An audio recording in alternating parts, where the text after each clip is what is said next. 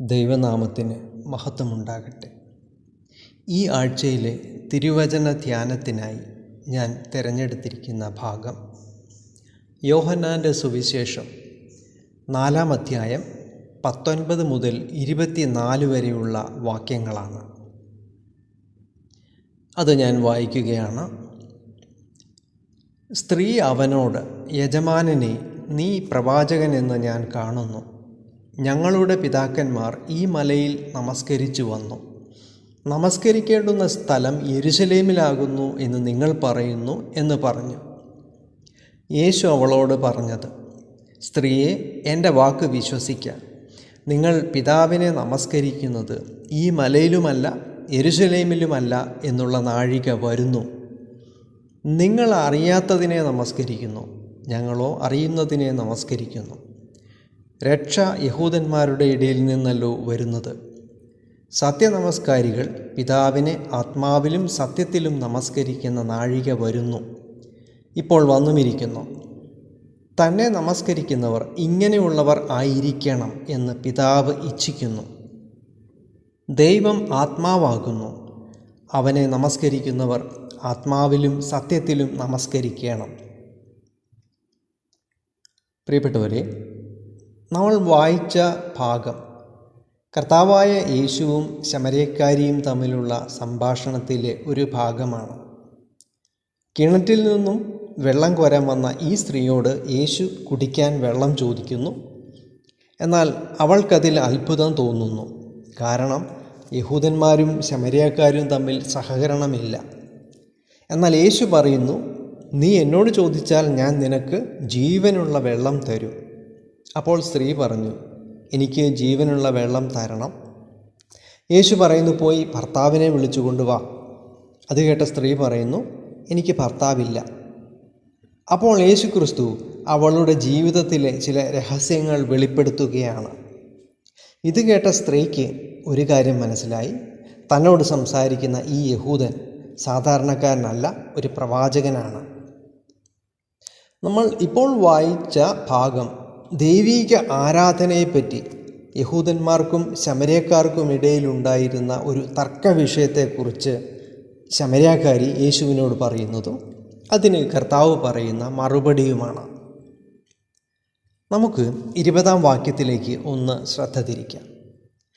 അവിടെ ആരാധന സംബന്ധിച്ച് യഹൂദന്മാരും ശമര്യക്കാരും തമ്മിലുണ്ടായിരുന്ന ഒരു തർക്കം ഈ സ്ത്രീ ചൂണ്ടിക്കാണിക്കുകയാണ്. ഇതിൻ്റെ ചരിത്രം നോക്കിയാൽ നമുക്ക് കാണാൻ സാധിക്കുന്നത്, ശമര്യക്കാർ ആരാധന നടത്തിയിരുന്നത് ഗെരിസീം മലയിലായിരുന്നു. എന്നാൽ യഹൂദന്മാർ ആരാധന നടത്തിയിരുന്നത് യെരുശലേമിലായിരുന്നു. കാരണം അവരുടെ ദൈവാലയം സ്ഥിതി ചെയ്തിരുന്നത് യെരുശലേമിലായിരുന്നു. എന്നാൽ ഇതിലേതാണ് ശരിയായ ആരാധനയെന്ന് ഈ സ്ത്രീക്ക് മനസ്സിലാക്കാൻ കഴിഞ്ഞുവെന്ന് തോന്നുന്നില്ല. അതിന് ഒരു കാരണം അവൾ അത് വ്യക്തമായി പറയുന്നില്ല എന്നതാണ്. മറ്റൊന്ന്, അവളുടെ അധാർമികമായ ജീവിതമാണ്. അങ്ങനെയുള്ളവർക്ക് പൊതുവെ ആത്മീക വിഷയങ്ങളിൽ താല്പര്യം കാണാറില്ല. അങ്ങനെയിരിക്കെ ദൈവിക വിഷയങ്ങളെ സംബന്ധിച്ച് വ്യത്യസ്ത അഭിപ്രായങ്ങൾ ഉണ്ടാകുമ്പോൾ അതവർക്ക് ഇടർച്ചയാവുകയും ഏതാണ് ശരിയായത് എന്ന് അവർക്ക് മനസ്സിലാക്കാൻ കഴിയാതെ പോകുകയും ചെയ്യുന്നു. നമുക്കറിയാമല്ലോ, ക്രിസ്ത്യാനികളുടെ ഇടയിൽ പള്ളിത്തർക്കങ്ങളും കേസുകളും ഒക്കെ ഉണ്ട്. ഇത് യഥാർത്ഥ വിശ്വാസികളല്ലാത്തവർക്ക്, അത് പുറമേയുള്ളവരാകട്ടെ ക്രിസ്ത്യാനികളുടെ ഇടയിലുള്ളവരാകട്ടെ, ഇതൊക്കെ അവർക്ക് സത്യം മനസ്സിലാക്കാൻ തടസ്സമായി തീരാറുണ്ട്. തുടർച്ചയായി തർക്കങ്ങൾ ഉണ്ടാകുമ്പോൾ ഇതിലേതാണ് ശരിയായ അഭിപ്രായം എന്ന് അറിയാനുള്ള താല്പര്യം ആളുകൾക്ക് ഇല്ലാതെയാവുകയാണ്. ഇനി ശമര്യക്കാരിയുടെ വാക്കുകൾക്ക് കർത്താവിൻ്റെ മറുപടി എന്താണെന്ന് നമുക്ക് നോക്കാം. സ്ത്രീയെ, എൻ്റെ വാക്ക് വിശ്വസിക്കാം. നിങ്ങൾ പിതാവിനെ നമസ്കരിക്കുന്നത് ഈ മലയിലുമല്ല യെരുശലേമിലുമല്ല എന്നുള്ള നാഴിക വരുന്നു. ഇവിടെ യേശുക്രിസ്തു ഒരു സ്ഥലത്തിന് പ്രാധാന്യം കൊടുക്കുന്നില്ല. കാരണം ദൈവം ഏതെങ്കിലും ഒരു പ്രത്യേക സ്ഥലത്തല്ല വസിക്കുന്നത്. യിരെമ്യാവ് 23:24 പറയുന്നത്, ഞാൻ ആകാശവും ഭൂമിയും നിറഞ്ഞു നിൽക്കുന്നവനല്ലയോ എന്ന് യഹോവയുടെ അരുളപ്പാട്.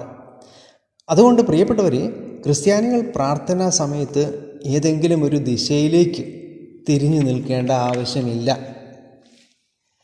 ഇനി യേശുക്രിസ്തു ശമരിയാക്കാരിയോട് പറയുന്ന ഒരു പ്രധാനപ്പെട്ട കാര്യം 24-ാം വാക്യത്തിലുണ്ട്. അത് ഇതാണ്: ദൈവം ആത്മാവാകുന്നു എന്ന് പറഞ്ഞാൽ ഭൗതികമായ വസ്തുക്കളൊന്നും ദൈവമല്ല. അതേസമയം ആത്മാവിന് ഭൗതിക വസ്തുക്കളിൽ പ്രവേശിക്കാൻ കഴിയും. ഭൗതിക വസ്തുക്കൾ കൊണ്ട് നിർമ്മിക്കപ്പെട്ട മനുഷ്യരിൽ ദൈവത്തിൻ്റെ ആത്മാവ് വരുന്ന സംഭവങ്ങൾ തിരുവചനത്തിലുടനീളം കാണാൻ കഴിയും.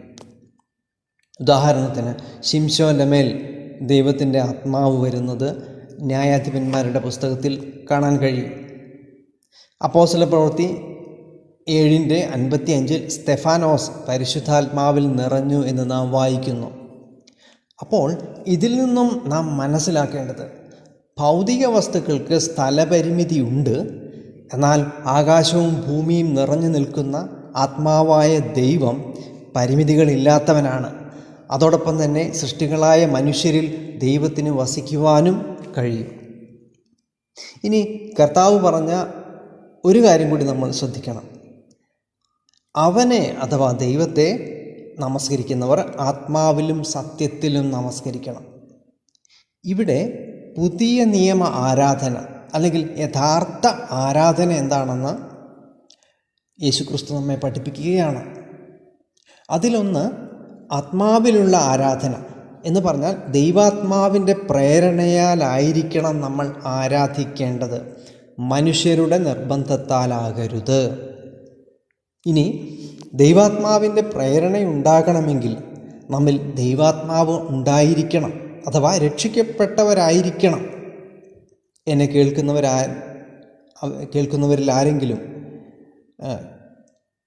ഇതുവരെ രക്ഷിക്കപ്പെട്ടിട്ടില്ലെങ്കിൽ നിങ്ങൾ യേശുക്രിസ്തുവിനെ ഹൃദയത്തിൽ സ്വീകരിച്ച് രക്ഷിക്കപ്പെടണമെന്ന് ഞാൻ നിങ്ങളോട് അഭ്യർത്ഥിക്കുകയാണ്.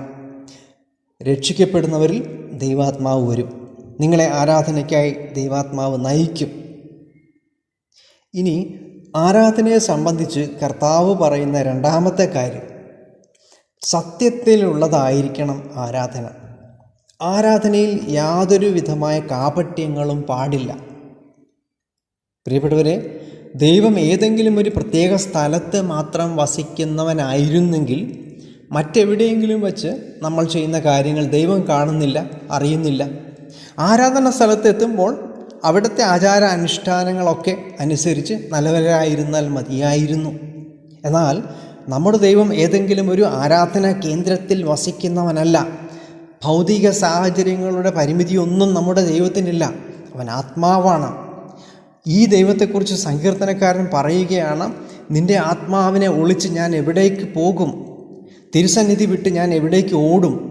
ഞാൻ സ്വർഗത്തിൽ കയറിയാൽ നീ അവിടെ ഉണ്ട്, പാതാളത്തിൽ എൻ്റെ കിടക്ക വിരിച്ചാൽ നീ അവിടെ ഉണ്ട്, ഇരുട്ട് പോലും നിനക്ക് മറവായിരിക്കുകയില്ല. സഹോദരങ്ങളെ, ഈ ദൈവത്തിൽ നിന്നും നമുക്ക് ഒന്നും ഒളിക്കാൻ കഴിയില്ല. അതുകൊണ്ട് തന്നെ സത്യത്തിന് വിരുദ്ധമായ കാര്യങ്ങൾ ജീവിതത്തിൽ പ്രവർത്തിക്കുന്ന ഒരാളിൻ്റെ ആരാധന ദൈവത്തിന് സ്വീകാര്യമല്ല. പ്രിയപ്പെട്ടവരെ, നാം ദൈവത്തെ ആരാധിക്കുമ്പോൾ, സ്തുതിഗീതങ്ങൾ ആലപിക്കുമ്പോൾ, സ്തോത്രം പറയുമ്പോൾ നമ്മുടെ ജീവിതത്തിൽ നാം സത്യം പ്രവർത്തിക്കുന്നവരാണോ എന്നുകൂടി നാം പരിശോധിക്കേണ്ടത് ആവശ്യമാണ്.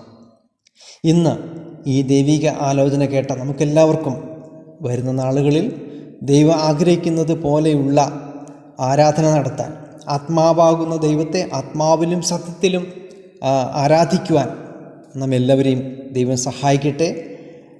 അവൻ്റെ തിരുനാമം എന്നും എന്നേക്കും വാഴ്ത്തപ്പെടുമാറാകട്ടെ. ആമേൻ.